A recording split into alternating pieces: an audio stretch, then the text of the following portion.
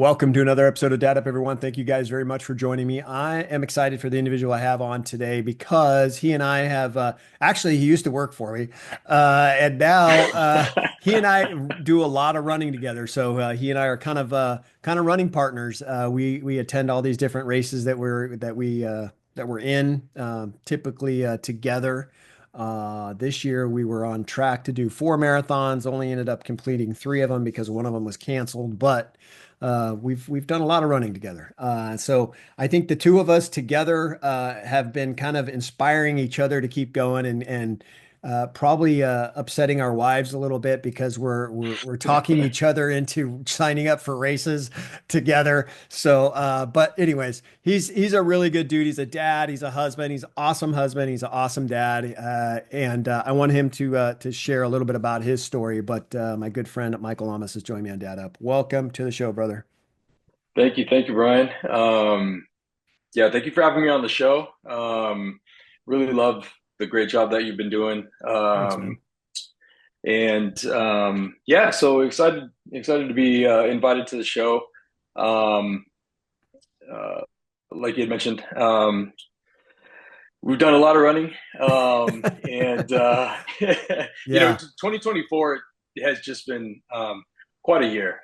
It's been a fantastic year for myself, for my family, and I can attribute a lot of that to the friendship that we've had and grown over this past year. So definitely thank you for that, Brian. Yeah, absolutely. Thank you for saying that. I think it's interesting. So, just so y'all know, Michael has, he's always been into fitness and into working out and all that kind of stuff, but he just started like really, really get going gangbusters into running this year. Like he just ran his very first marathon this year. So, it's pretty cool how to see how where he was back in, February or March, I think was LA, right? And March. Yep. yeah, so to see where you were back then to where you are now, and I mean, you've done a number of marathons and you've done a triathlon, and so, anyways, we'll get into all of it, but yeah, awesome. Well, let's do this for my listeners, viewers who don't know who you are. Let's learn a little bit more about you because, as long as we've known each other, I have never even really known too much about your history. Although I did get to meet your dad for the first time at the last race we were at. So let's talk about you and kind of how you grew up, why you went down the career path of banking, and obviously this is a dad podcast, so I want to know about your family as well. Yeah, absolutely. So I'm born and raised in Southern California and still currently reside here in Southern California. And I'm the oldest of three, and I've got a younger brother and a younger sister. And I'm the oldest on both sides of my family. So my dad's side, my mom's side. So growing up, I always had to kind of lead by example, and I think that's really translated into raising kids as well too. Is just setting a good example, not only as a parent, but as a son, as a brother, as a cousin. Um, yeah, my family's very close. We're very supportive of each other, and um, being the oldest in both sides of the family and in my immediate family, not that I wanted to set the bar high, but like I said, I wanted to lead by example and show my younger siblings and also a lot of my cousins what we could achieve and what's possible. And so I was the first to go to college, complete college, and that's where I had received my bachelor's in business finance and went back shortly thereafter. I knew I wanted to get into management in some way, shape, or form later on in my career, and so I went back and received my master's in business management as well too. And so did that, and I always liked working with numbers. So I didn't have quite, the direction on exactly where I wanted to use my degree, but I knew I loved working with numbers. I was always really good at it. Can't say the same for science and biology, but numbers was always my thing, and so I was naturally drawn to finance, the stock market, and banking naturally. And so, as I was going to college, I had applied to work for a bank and as a teller, and uh, kind of just natural progression from a teller to a banker to a relationship manager, an area manager. And I worked a lot on the retail side of banking, and where I met a lot with clients, a lot of chamber of commerce meetings. And I knew that eventually I wanted to get into the behind the scenes, and that's kind of where it led me to where I am today. And so I'm currently in underwriting, commercial underwriting, and so I work a lot with commercial, industrial, and commercial real estate. And so love what I do. And it allows me to have great balance in my life, especially as a father, as a husband, and I'm very blessed to be in the position that I'm at currently. Awesome. Let's talk about your family now. You got two boys, which they're awesome. They have a lot of energy, which most boys do, but these two guys have a lot of energy, and so they certainly keep he and his wife running. But anyways, let's talk about that. Let's talk about your family. You got two kids and your wife. My wife and I met in college. So again, the whole college experience was fantastic, and especially meeting her and having her come into my life. And um, our boys are, they're something special. I can't really pinpoint any one thing. About them that it's everything. It's every day being with them. Um, One is just turned 6, and the other he's 2 years old, and he'll be 3 in February. But they're similar in a lot of ways, but different in a lot of ways, and I think that's cool to see as their individuality. But the youngest absolutely adores his older brother, and so I think that's where they draw a lot of similarities. Is the youngest wanting to be a lot like his brother, um, but they're the inspiration for a lot of what I do. And like I had mentioned prior, you know, wanting to lead by example, and growing up, have always tried to lead by example, and have a good moral compass. I think that translates a lot to parenting and raising the boys as well too. Yeah. Well, I agree. I think that a lot of our experiences in being not only a husband, but also a parent or a dad, uh, comes from a couple different areas. Number one, it comes from our own personal experiences of us growing up. Number two, they come from experiences of others, meaning when we were growing up, witnessing the parents and the way that parents were with maybe our friends or relatives, things like that. So that's our second one. And then number three, obviously our outside influences, like you as a dad now, you coach your boys in their sports, but you meet a lot of other parents and you see how they teach, how they parent their kids, and so you take those experiences as well and you roll with it, right? I think for Yeah. you, in witnessing, like I said earlier on, I just got a chance to meet Michael's dad a couple weeks ago at our last race, and what is a really genuine dude, really nice guy, and I could tell. because I'm a pretty good read of character. I could tell by the way his dad was and the way Michael were, how they were with each other. I could tell they have a really special bond. I could tell they have a really good relationship. And it was really neat to see and witness him around his father and the two of them together because I could tell that you guys really do have a good bond and a good relationship. Has that always been the case for you growing up? And is that why you are how you are with your boys? Is because it's a direct reflection of how your dad was with you when you were growing up? Absolutely. The you know, it's hard not to get emotional when I talk about my dad. He there wasn't a game growing up, and I played pretty much every sport under the sun. Big sports guy. Um, there wasn't. I can't think of a game, Bryan, that he wasn't there. My Mm, mom too. mm, My mom always a great supporter as well. But I really can't think of a game that they never made it out to. mm, They were always there to support.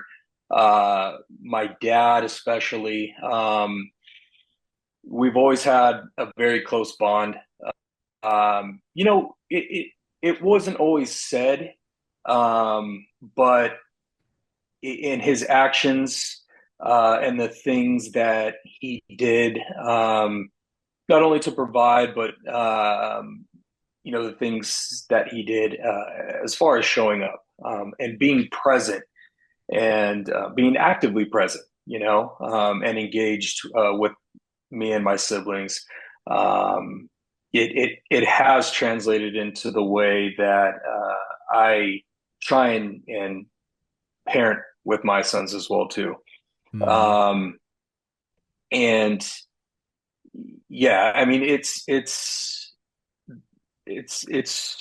a big thing for me, for him, our relationship. Um, I always tell everybody he's always whenever I need help with anything, he's always the first one there. He's always the last to leave. Yeah. And so he's a very special guy. Um, you know, he was he was diagnosed with leukemia a couple of years back, and that was kind of a shock for the family. I mean, it was routine blood work, and it was something that had come up. Routine blood work for something completely different, but that it was something that came up, and it was something that my family and I had to face, and we still currently work through. But he's fearless, and he's tackled it with great humility and courage, and he's the reason why I got back into running, and the reason why I'm going to be running for him in the London Marathon next year too. Oh, that's awesome. Yeah, I mean, obviously he is I didn't know that about him, and you would never know it in meeting him. He's clearly he keeps his emotions close to him to his chest, obviously around others.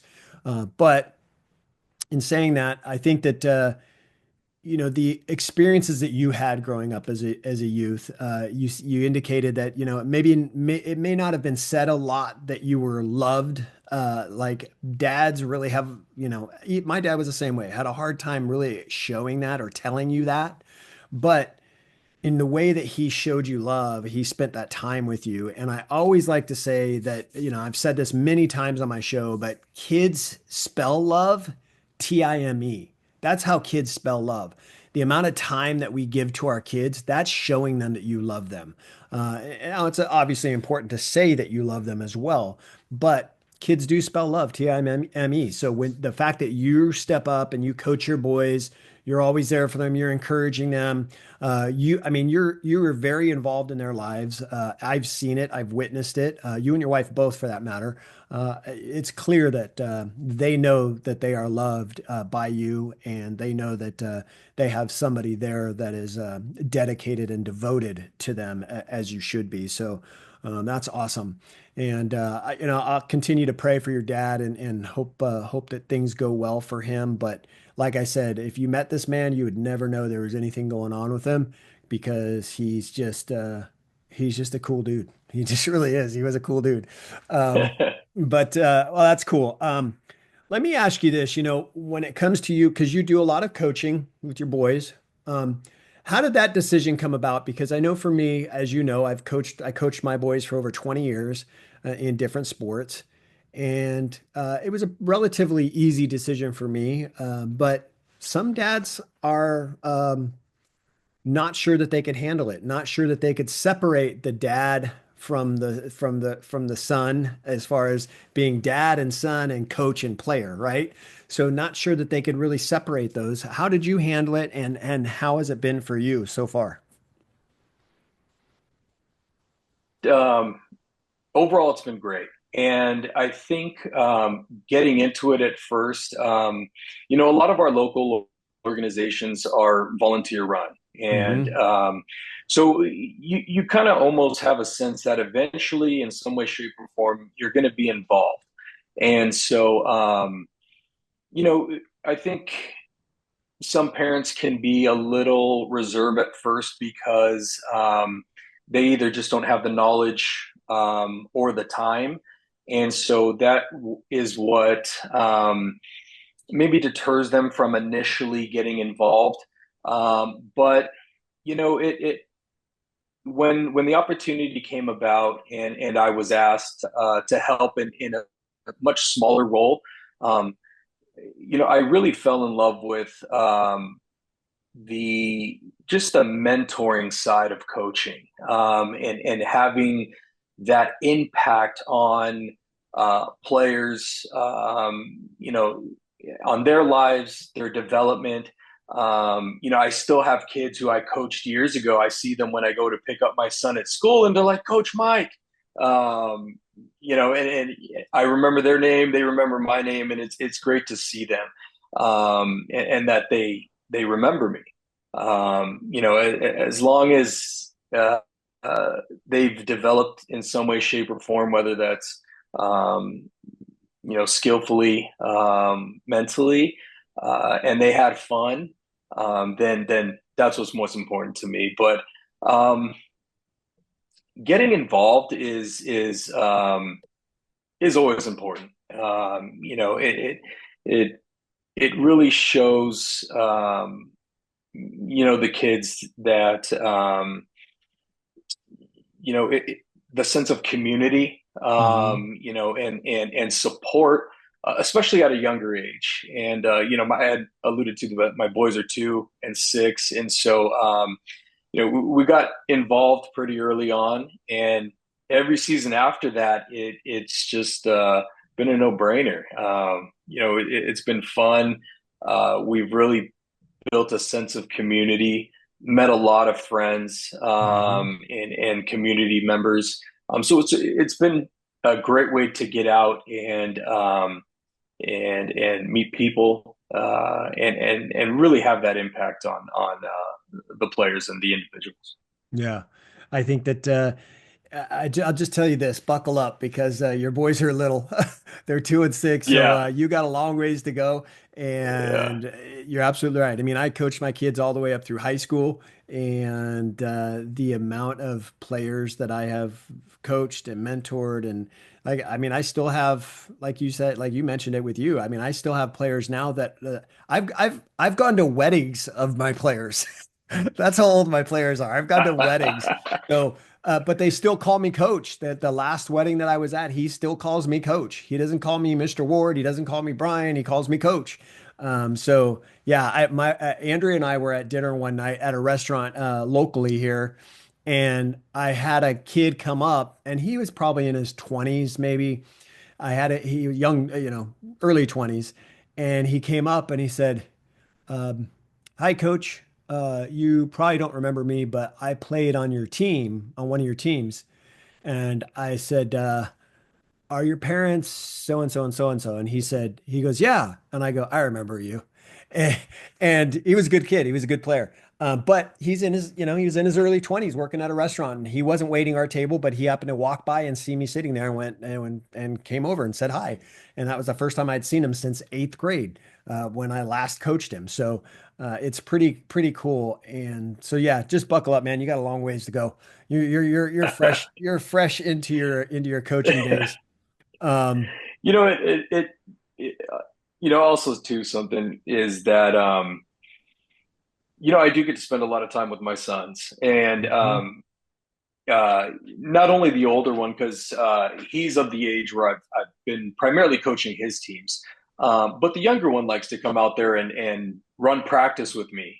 He likes to get out there and run practice with his brother, and one of the things that every season that I make a point of doing with them is that I actually picked this up from you, and the show was, I'm coach, not dad on the field. And, anything that we start, we're going to give it 100%. We're going to see it through. So my oldest has mentioned to me that he wants to play baseball. He's been playing soccer and basketball off and on over the last few years, but now he's ready for baseball. I don't know if it has to do with the Dodgers making their run, but, No, has so we're going to nothing give to that do a with shot. that.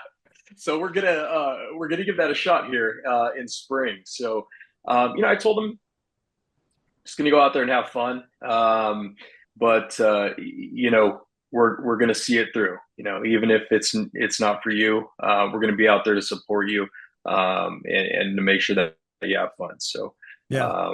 Well, yeah, that's good. that's a So baseball's next on the agenda. That's awesome. I think yeah, you're absolutely right. I mean, that's how I raised my boys. When we were outside of the car and we're at the sporting event, whatever it is, basketball, football, baseball, whatever it was that I was coaching, you refer to me as coach. And even if you have a personal question, you need to come up and ask me that is like a dad son question. You still call me coach. You don't call me dad. They knew that it was a very hard line in the sand that I drew with them because that shows that you have the same respect for the other players that you have for your own son. And so I wanted my boys to make sure they understood that. And then obviously my older son played 1 year of soccer and he hated it. He was a fantastic goalie, but he hated it and he didn't want to play. And we told him, we was like, look, okay, that's fine. You don't have to play, but we are going to play this season. You committed to this coach and this team. You're going to finish out this season. So he did. He approached me when he was about 12 years old and said, Dad, I got a conversation. I got a question for you, and I hope you don't get mad. I want to tell you something. And I said, oh, okay. We had just left the baseball field and we were heading home. I believe it was a practice or something that I'd ran. And he said, I really don't want you to get upset, but I do need to talk to you about this. And it's been bugging me. So I said, okay. I think he was like 12. He said, I don't want to play baseball anymore. He had played baseball since he was 4 years old. And now he's like 12. He's like, I don't want to play baseball anymore. And I said, okay. And he said, are you okay with that? And I said, well, let me ask you this. Why? Why don't you want to play baseball anymore? He's like, I just don't like it. I'm not into it. I like to play basketball and I'd really like to continue playing basketball, but I'm just not into baseball. It's almost too boring for me. Like I'm just not having any fun. I said, okay, that's fine. He's like, you're not mad? I'm like, no, I'm not mad. This is something that, I want you to do something extracurricular. I don't want you sitting at home. He's like, no, I just want to play basketball. Okay, that's fine. He's like, well, all right, that's good. Then I don't have to play baseball. And I said, no, but you do have to finish the season. We were only halfway through the season. He goes, oh, because he knew my rule. He's like, oh, no, no, I get it. I get it. I'll finish the season. I'll finish the season. And guess what, Michael? He didn't pick up a baseball bat for the rest of his life. Has not picked up a baseball bat since he was 12 years old. And that's fine. Became a phenomenal basketball yeah. player and a volleyball player for that matter, and that was fine. But yeah, make sure they see it through. I wanted to ask you something because I know I want to be respectful of your time with your family and all that. Um, You've taken up running this year. You've really incorporated it into your life. I do know that your wife now she used to be a runner and now she's starting to get back into it. I've kind of inspired my younger son to start running. He's going to run the 10K in Mesa. I'm going to run the marathon in Mesa this next year. So he's going to be doing that. I know that your boys, want to get into running. And how has that inspiration been for you? Because here you are, you're inspiring them. It probably motivates you to see your kids wanting to grow up to be like that, right? Let's talk about that because you've really done a lot this year as far as your running goes, and your family's been super supportive. So let's talk a little bit about that. Um, so it really just kind of starts with my dad. My parents, and a few of my grandparents and aunts and uncles. We've got quite a few runners in the family, and kind of just growing up and watching them run and train and going to some of the races that they had done. Um, like I said, I grew up kind of playing every sport under the sun, but a lot of them was contact sports, never really endurance sports. And so, although I did a lot of running, I didn't really pursue the endurance sports until later on in life. And I was still playing contact sports. What had happened was I had gotten injured during uh, playing contact sports, and while I was training for the LA Marathon with my dad, and this was years ago, and didn't never sought it out. Blew my ankle and never got to finish training, and so kind of just put it on the back burner, forgot about it, and my dad continued to run, and he ended up running two marathons, and so I always knew it was something I wanted to come back to eventually, just when the time was right.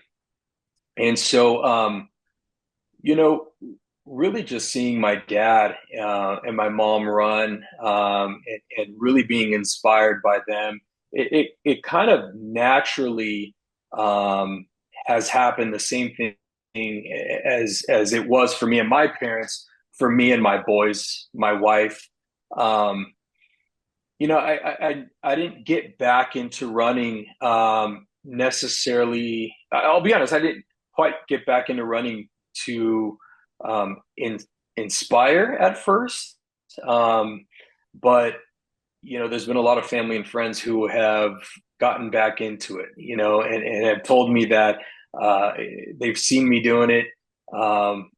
They're interested in getting back into it and doing it again, I provided that spark, and so that's awesome. Whatever had sparked me to get back into it, they've found that spark as well too, and so we're growing by the numbers, which is really cool to see, and really cool to hear about everybody kind of sharing their own journey getting started, and same goes for the boys. I think it's finding that balance, as far as time management, Mhm. organization, being able to incorporate them into what I'm doing, getting creative with that, and make it a family thing. And so, and really having patience. They often want to come in and work out with me mid workout, and and I think it's natural to maybe get a little frustrated or something like that, but uh, kind of just take a step back, and how can you incorporate them and have a good time and get it done together. So a 1 hour workout might turn into a 2 hour workout, but Right. we got it done together. And so being not only present but actively present, and again leading by example. um, I came across something that said that kids will believe some of what they hear, but they'll believe most in what they see. Hmm. And that really resonates with me, because I just try to be actively present when I'm with them. And incorporate them into as much as I can. And naturally, they've taken a huge interest. I've shown a huge interest in running and triathlons, and so they've showed a huge interest in that too. They've joined us on a few 5Ks and a few 1Ks, and they're talking about doing a kids triathlon next. So they're running up and down the street. They've got their bikes, and they don't have a pool, so they take the couch cushions and pretend it's water. And so that's how they practice their swimming right now. But it's been really cool to see their Yeah. interest grow and peak in that. Yeah. Um, well, that's cool. I want to ask you though, when it comes to you personally, as far as your training goes, because I know, I mean, you and I have been doing this. I've been running for a long time, but especially this year, I think I've ran more this year than I have in the last maybe 10 years. But so there's been a lot of training that has been involved in not only my running, but your running. I mean, between the stuff that you're doing and I know what it takes to run a marathon. I know the kind of mileage you have to put in every week. I know the kind of discipline you have to have. I know the kind of commitment you have to have in order to get yourself to a position to where you can run a marathon and complete a marathon. And let me tell you, when I say run a marathon, for me, I'm like running like a 12-minute pace on a marathon because I'm super slow. Michael runs like a 3:59, like he's like a 3 minute 59 second per mile person. Like he runs insanely fast, which I don't quite understand. I don't know I how could only how hope. I don't know how he does it, but so there's a lot of commitment. There's a lot of time involved to devoting to that. And for you being the dad that you are and how involved you are, how do you balance that time? How do you balance the time between being the devoted dad and husband to also committed to your training? For me, it's easy because my boys are grown. They're, my older son doesn't even live at home. My younger son's in his own little world doing his own thing, with his own life, really. So it's just me and my wife. So it's easy for me to commit to the training. For you, you have two boys that are relying on you. Your wife is a nurse, and so she works a lot of hours. So let's talk about that for a minute. How do you find that time, and what advice would you give to dads that maybe are struggling to find that time? You know, it what works for my wife and I and our family is organization. My wife and I share a calendar together, and we have almost our entire life on that calendar. I always tell her on a weekly basis, I'd be lost if we didn't have this calendar. But organization is definitely key. It really helps to reduce um, the stress levels, the unknown. But it's good to factor in a little flexibility as well too.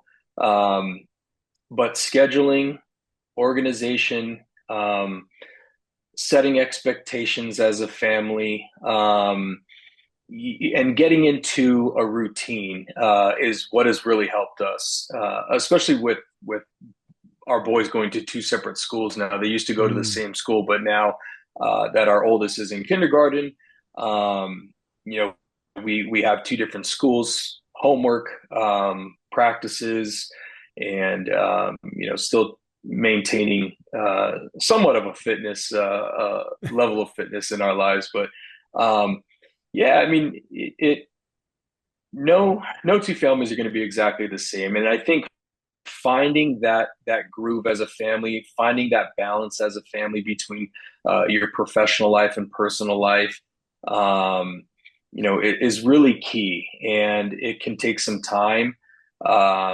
seeing what works, uh, and it often takes adjustments too, right? I mean, something that's working, for couple months, year, 2 years, something comes up or opportunities come about, and things need to be updated or changed, and that's where having a little bit of flexibility is key. So if there's a training session I miss because practice ran late or something like that, not beating yourself up over it, and you know, just finding flexibility, and maybe I can push it to another day or something like that, moving things around. Um, but I've found that setting the right expectation and having just simple normal routines within our household has helped. So the boys kind of have an idea of, we've noticed that they're getting up on their own in the mornings, and they know that got to brush teeth, get school clothes on, and so they've kind of found their groove. And so, then it's off to breakfast and school, and when we get home on certain days, my son knows, oh, okay, it's Mondays, Wednesdays, we got practice, and so it's really, really just organization, and setting expectations, and having a little bit of flexibility, and finding what works for your family. Yeah. Great advice. I think it's super important. My wife and I have done that for years. I mean, you almost have to, because if you don't, things will get lost, things will get shuffled, things will happen. There will be conflict, there'll be frustration, there'll be stress, and you'll miss or forget very important things that you're supposed to take care of. So it's super important. My wife and I, to this day, we still talk about not as significant as we did when the boys were younger, but every Sunday night is kind of our night to go, hey, what do you got going on this week? What do I have going on this week? And we make sure our calendars line up so that way we can still do what we need to do, but also take care of things with the family and also with each other as well. So it's super important a calendar is a must. If you're not using a calendar, parents, which I'm sure probably most of you that watch this show are, because I talk about it all the time, using a calendar and writing things down so you don't forget stuff. I'd hate for you to have to forget missing, a kid's event when should have been there and completely forgot because it wasn't on the calendar. So super important. I'm glad that you and your wife do that. That's awesome. Make sure you guys keep that up. It's going to get crazy. And you're right, it does change. Your calendar will change, especially through the seasons that your boys go through in their lives. That calendar is really going to change a whole lot. And finding a way to adjust your schedule to accommodate their schedule and the schedule between you and your wife as well is super important. So, very good. That's awesome. Awesome stuff, Michael. I want to ask you this before I let you go. If my listeners, viewers want to look you up, learn a little bit more about you, best place for them to do that, I'm assuming it's going to be the Instagram handle where you can find most of this stuff, but I'll let you share that. My Instagram page is there's a lot of running, a lot of training, information, videos, a lot of stories I share, and I try to incorporate. I kind of just keep it transparent. I incorporate a lot of what it looks like to train as a dad, and to work towards particular goals as a dad, and so I'm at marathon_marathon Mike on Instagram. And yeah, a lot of my stuff incorporates the boys, my wife, and family. And yeah, if you get a chance, check it out. Yeah, awesome. So you have some upcoming races this next year. You and I both have quite a bit. I think I don't know how many of them are for you, but for me, I have 7 through July. So how many do you have? Do I have you beat? You do have me beat, yeah. So See, this and old guy, and this this old guy's is got the old young guy yeah. beat. And so this is really where the organization and the schedule. I mean, we're already it's November, and we're already talking about months out in 2025. But well, it's right around the corner. But um, I have 5 off the top of my head, and really excited for next year's schedule. 2020, like I mentioned, 2024 was a great year. And really looking at 2025. There's some new challenges on the horizon. Uh-huh. Um, we're going to be we're going to be jumping into the ultra marathon world, and so I'm extremely excited to do that, especially with this guy here. So. Yeah. Yeah. Well, we'll see if I show up. Uh, but yeah, ultra marathon in San Francisco, that should be an interesting one. He's going overseas for one. He's got the London marathon that he's going to be doing, which I'm super jealous about that one.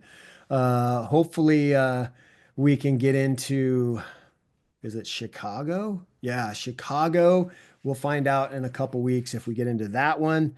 But even if we don't, yeah, I mean, I know he's doing LA again, OC. We have a number of them. I'm going to try to talk him into doing the Spartan race that I'm going to be doing again. But don't tell his wife because we talk each other into doing these races with each, and so it kind of goes that way. But I'm really excited for you, man. I'm really excited to continue this journey. Honestly, I think that the two of us have inspired each other really to continue. And like I said, I haven't ran as much as I've ran this year, 2024, as I have in the last 5 years. So the fact that, in the last 20 years, I've done two marathons, yet this year alone, I've done three. So it's kind of crazy that you get a little bit of motivation, and it could just be from another person, like a running partner or a workout partner. And it's crazy how much you can accomplish and didn't even realize that you could. I never thought in a million years that I would ever run three. Like I said, we were signed up for four marathons and it got canceled. The last one got canceled, but I never thought in a million years I'd run three marathons in a year. You would have told me I was going to do that at the age of 51. I would have said, "You're out your damn mind. I'm not doing three marathons in a year."